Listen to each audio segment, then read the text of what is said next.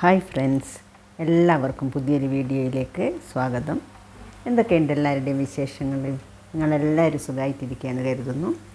ഇന്ന് ഞാൻ നല്ലൊരു നാടൻ തേങ്ങാച്ചോറാണ് ഉണ്ടാക്കുന്നത്.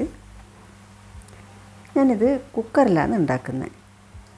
അതിന് വേണ്ടിയിട്ട് കുക്കർ അടുപ്പിൽ വെച്ചിട്ടുണ്ട്. അതിലേക്ക് 3 ടേബിൾ സ്പൂൺ വെളിച്ചെണ്ണ ഒഴിച്ചിട്ട് അത് ചൂടായി വന്നപ്പോൾ അതിലേക്ക് ഒരു ഏലക്കയും 2 ഗ്രാമ്പും ഒരു ചെറിയ കഷ്ണം പട്ടയും കൂടി ഇട്ട് കൊടുത്തിട്ടുണ്ട്.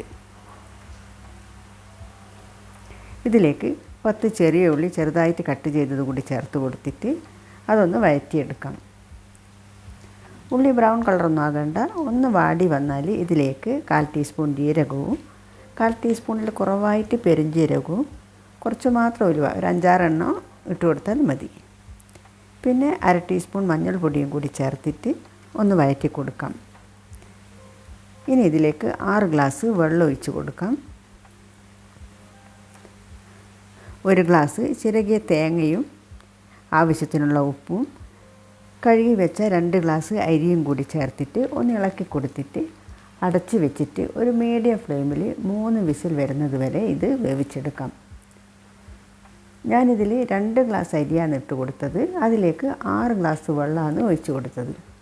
1 ഗ്ലാസ് അരിക്ക് 3 ഗ്ലാസ് വെള്ളം എന്ന കണക്കിലാണ് ഇതിലേക്ക് വെള്ളം ഒഴിച്ചത്. ഇത് കുറച്ച് വേവുള്ള അരിയാണ്. 3 വിസിൽ വന്നപ്പോൾ ഗ്യാസ് ഓഫ് ചെയ്തിട്ടുണ്ട്. ഇനി പ്രഷർ പോയാൽ ഇത് തുറന്ന് നോക്കാം. ഇപ്പോൾ പ്രഷറൊക്കെ പോയിട്ടുണ്ട്. ഇനി ഇത് തുറന്ന് നോക്കാം. ഇതിപ്പോൾ വെള്ളമൊക്കെ വറ്റിയിട്ട് നല്ല പെർഫെക്റ്റായിട്ട് വെന്ത് വന്നിട്ടുണ്ട്.